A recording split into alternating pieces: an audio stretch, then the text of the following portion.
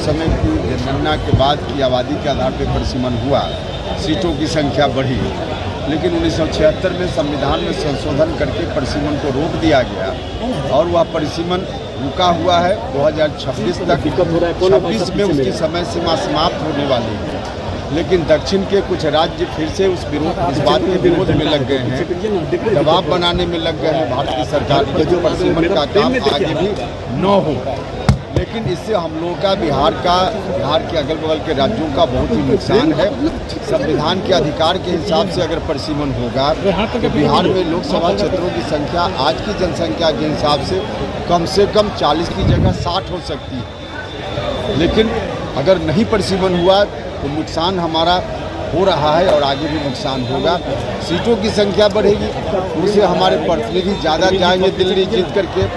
जो अनुसूचित जाति के लोग हैं उनकी संख्या, उसमें उनका प्रतिनिधित्व बढ़ेगा, महिलाओं का प्रतिनिधित्व बढ़ेगा। इसलिए जो संवैधानिक अधिकार हमारा है उससे वंचित करने की फिर से कोशिश हो रही है और इसी कोशिश के खिलाफ हमने अभियान छेड़ा है और इसी को लेकर के आज मुजफ्फरपुर में महारैली का आयोजन हुआ और आपने देखा कि अपार सफलता इस महारैली को मिली है और बड़ी संख्या में लोग यहाँ आए और इस मुद्दा का लोगों ने समर्थन किया। सर, विधानसभा चुनाव को लेकर अब आगे क्या रणनीति होगी, कितने सीटों पर लड़ेगी? कहा जा रहा है कि यह जो रैली है वो एक शंखनाद है। इस बात का शंखनाद, चुनाव का शंखनाद है आपकी तरफ? आपको जो अर्थ लगाना हो आपका विषय है, हमने बता दिया कि क्या मकसद इस रैली का। सर, आगामी विधानसभा चुनाव किसके नेतृत्व में लड़ी जाएगी? माननीय मुख्यमंत्री नीतीश कुमार जी के नेतृत्व में लड़ना है, जो पहले ही से कितनी बार बात यह कही जाती है। तो सीटों को लेकर सर क्या बार्गेनिंग, कितना सीटों पर आपकी पार्टी दावा करेगी सर? अब कितनी सीटों पर हम दावा करेंगे, जहाँ दावा करना है वहाँ करेंगे ना। आपको बताने से कोई लाभ हो तो आप बता दीजिए, तो तब आपको हम बताएं। नरेंद्र मोदी आने वाले हैं बिहार में, हो जाएगा, क्यों बताएं हम आपको? सर, नरेंद्र मोदी आने वाले हैं बिहार में, उसके बारे में क्या कहना है? हाँ, प्रधानमंत्री जी तो आते ही रहते हैं।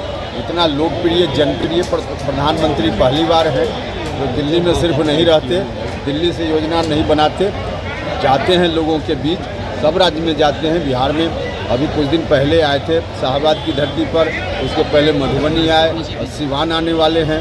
तो बहुत ही अच्छा कार्यक्रम है, आना ही चाहिए उन्हें। तो बिहार में कुछ आपराधिक घटनाएं बढ़ गई है, खासकर बच्चियों के साथ रेप के बाद हत्या मामला हुआ।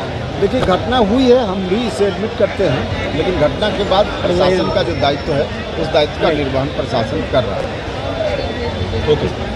सर, एक सवाल है, मीडिया में जो 3-4 सीटें चलाई जा रही है, तो क्या आपके कार्यकर्ताओं का मनोबल तोड़ने के लिए ऐसा किया जा रहा है?